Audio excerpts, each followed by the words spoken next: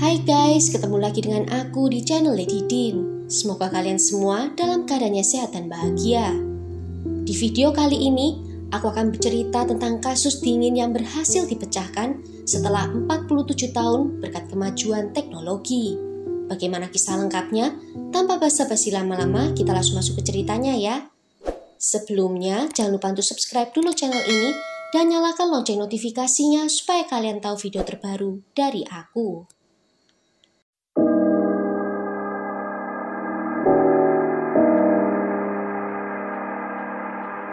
Of many throughout the years. Certainly, law enforcement has never forgotten about her, and this arrest marks the first step in obtaining justice for Lindy Sue Buechler and holding her killer responsible. Lindy Sue Little lahir pada tanggal 31 Januari 1956 dari pasangan Eleanor Gissie dan Wayne Little. Orang tuanya berpisah saat dia masih kecil dan Lindy kemudian tinggal bersama dengan ibunya. Ayahnya kemudian menikah lagi dan memiliki seorang anak bernama Mike Little. Mike menggambarkan saudara tirinya sebagai wanita muda dengan jiwa yang bebas, setia, dan mempunyai etos kerja yang baik. Menjelang akhir masa SMA-nya, Lindy bertemu dengan seorang pria bernama Philip Buechler yang bekerja di toko persewaan mobil.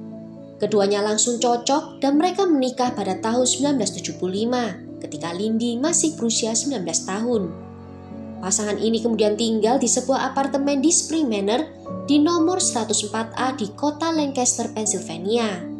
Satu-satunya masalah tinggal di sana adalah perasaan tidak nyaman dan tidak aman yang dirasakan oleh Lindy. Lindy menjalani hidupnya dengan penuh kebahagiaan. Dia memiliki pekerjaan di toko bunga yang dia cintai dan dia baru saja menikah dengan pria impiannya. Namun dia pernah bercerita kepada teman dan keluarganya kalau dia merasa seperti sedang diawasi dan dibuntuti oleh seseorang. Dan juga mengatakan kalau dia telah melihat seseorang pernah mengintip melalui pintu kaca geser apartemennya. Keadaan menjadi sangat mengerikan baginya sehingga dia tidak ingin berada sendirian di apartemennya terutama di malam hari. Di malam hari tanggal 5 Desember 1975, Lindy baru saja selesai bekerja dan dia berjalan kembali ke apartemennya untuk menunggu suaminya pulang bekerja. Lindy masih sempat belanja barang kebutuhan sehari-hari dan dia tiba di apartemennya di sekitar pukul 7:15 di malam hari. Beberapa kerabat Lindy memutuskan untuk pergi ke apartemennya untuk berkunjung dan menemaninya sampai suaminya pulang bekerja. Namun saat mereka tiba di apartemen itu, di sekitar pukul 8:40 di malam hari, mereka melihat pemandangan yang sangat mengerikan. Ketika mereka tiba di apartemen, pintu depan dalam keadaan tak terkunci. Saat memasuki apartemen itu, mereka menemukan tubuh tak bernyawa Lindy terbaring di lantai dapurnya dan tampak telah ditusuk beberapa kali dan juga terlihat masih ada pisau yang tertancap di bagian lehernya. Penyelidik menemukan kalau pisau itu adalah pisau miliknya sendiri yang diambil pelaku dari area dapur. Mereka juga yakin kalau ada pisau kedua yang digunakan dalam penyerangan itu, namun tidak diketemukan di dalam TKP. Kemungkinan besar dibawa lari oleh pelakunya. Tas belanjaan Lindy masih berada di atas meja makan, tidak ada bukti pelecehan seksual yang terjadi, juga tidak ada motif perampokan. Tidak ada tanda masuk paksa ke dalam rumah, yang bisa berarti Lindy mengenal pelaku atau mungkin pelaku menyelinap masuk ke dalam rumah. Polisi menemukan jejak kaki laki-laki di area dapur sehingga polisi menentukan kalau pelaku adalah seorang pria. Ditemukan bukti DNA, namun tes DNA saat itu belum diizinkan dilakukan oleh hukum di Amerika. Dari hasil otopsi, diketahui kalau Lindy telah ditusuk sebanyak 19 kali termasuk ke arah jantungnya. Dan penyebab kematiannya dinyatakan karena terjadi pendarahan yang hebat. Diyakini pelaku memukul Lindy dengan kuat di awal penyerangan dan melanjutkannya dengan menusuknya berulang kali. Sampai di tanggal 7 Februari 1976, polisi telah menginterogasi hingga 300 orang, namun tak ada satu petunjuk pun yang didapatkan. Mereka tidak memiliki tersangka yang kuat pada saat itu dan kasusnya segera menjadi kasus dingin sampai sekitar 1 tahun kemudian. Saat peringatan 1 tahun pembunuhan Lindy, nisanya dirusak oleh seseorang. Orang itu menumpahkan cat merah di atasnya dan menggunakan alat tajam untuk menyayat batu itu sehingga meninggalkan beberapa bekas. Kemudian pada bulan Januari 1977, surat kaleng dikirim ke polisi. Surat itu ditulis dalam dua bagian, satu bagian dari seseorang yang mengaku sebagai pembunuh sebenarnya dan bagian kedua dari seseorang yang mengaku sebagai teman si pembunuh bernama Janice Crumb. Namun polisi yakin kalau orang yang sama menulis kedua bagian dari surat itu. Dan mereka menemukan seorang wanita dengan nama Janice, namun dia tidak berhubungan dengan kasus Lindy sama sekali. Penulis menginginkan surat itu diterbitkan di koran lokal dan mengatakan kalau itu diterbitkan dia akan menyerahkan diri. Tapi polisi memutuskan untuk tidak melakukannya dan tidak pernah mendengar lagi dari penulis surat tersebut. Banyak orang menyayangkan hal itu, merasa bahwa polisi mungkin melewatkan kesempatan emas untuk membuka jalur komunikasi dengan pelaku.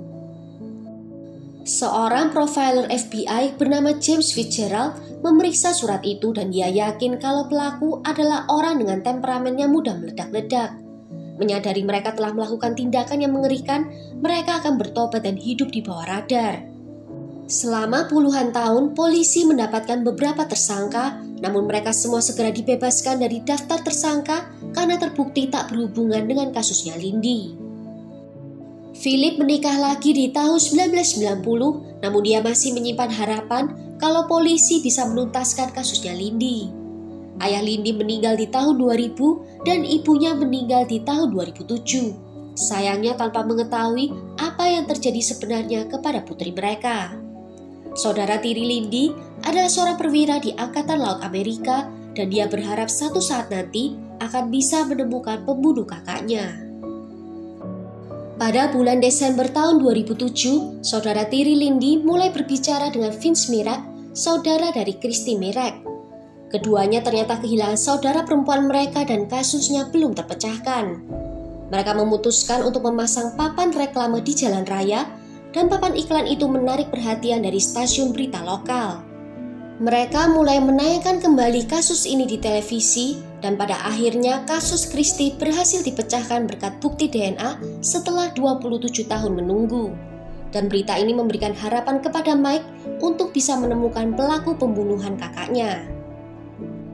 Pada bulan Juni tahun 2018, Philip menanyakan apakah teknologi yang digunakan untuk menangkap pelaku Christy bisa digunakan juga untuk menangkap pembunuh istrinya. Dan pada tanggal 5 Desember tahun 2019, penyelidik merilis dua gambar yang dihasilkan dari DNA yang ditemukan di TKP. Dua gambar itu adalah rupa pelaku saat dia berusia 25 tahun dan 65 tahun. DNA itu didapatkan dari air mani yang ada di dalam celana dalamnya Lindy, dan penemuan itu membuat polisi mempertimbangkan adanya motif seksual di balik pembunuhan Lindy. Pelaku disebutkan merupakan keturunan campuran dari Eropa yang silsilah keluarganya mungkin berasal dari Italia. Pelaku berkulit putih, bermata coklat dan juga berambut gelap. Daftar tersangka mulai dikerucutkan dan muncullah nama David Sinopoli. Penyelidik menemukan kalau David rupanya pernah tinggal di kompleks apartemen yang sama dengan Lindy dan bahkan masih tinggal di area yang sama hingga saat ini. Dan mereka memutuskan untuk bisa mendapatkan bukti sampel dari DNA-nya. Kesempatan itu datang di bulan Februari tahun 2022 saat David membuang cangkir kopi yang habis diminumnya di Bandara Philadelphia. Dan cangkir itu segera dianalisa yang hasilnya DNA-nya sama dengan DNA yang ditemukan di dalam TKP. Penyelidik yang bertugas memeriksa file untuk melihat apakah ada tetesan darah yang bukan milik Lindy yang juga ditemukan di TKP. Dalam file itu mereka menemukan 2 tetes darah di pantyhose dan 2 tetes darah ini dikirimkan untuk dianalisa juga. Dan pada bulan Juli 2022, hasilnya ditemukan cocok dengan DNA di dalam cangkir kopi itu. Setelah menunggu selama 47 tahun, akhirnya pelaku bisa ditangkap pada tanggal 17 Juli 2022 di rumahnya, dan dia didakwa atas pembunuhan tingkat pertama. David kemudian ditahan di penjara Lancaster tanpa diberi jaminan. David ternyata diketahui pernah ditangkap di tahun 2004 karena pelanggaran privasi. Saat itu dia bekerja di salon tanning dan mengaku kalau suka memata-matai wanita di salon itu. Sidang pendahuluannya diadakan pada tanggal 23 September 2022 dan sidang resminya diadakan pada tanggal 28 Oktober 2022. Sejauh ini tidak diketahui bagaimana David bisa masuk ke dalam rumah Lindy dan melakukan kejahatan karena dia masih mengaku kalau dirinya tidak bersalah. Kasus ini sampai sekarang masih berjalan dan David menunggu proses pengadilan lebih lanjut yang masih belum ditentukan. Well, sampai di sini dulu cerita kali ini. Bagaimana menurut kalian tentang kasus ini? Tulis ya pendapat kalian di kolom komentar. Akhir kata terima kasih karena sudah nonton video ini sampai akhir. Sampai jumpa di video berikutnya. Ciao!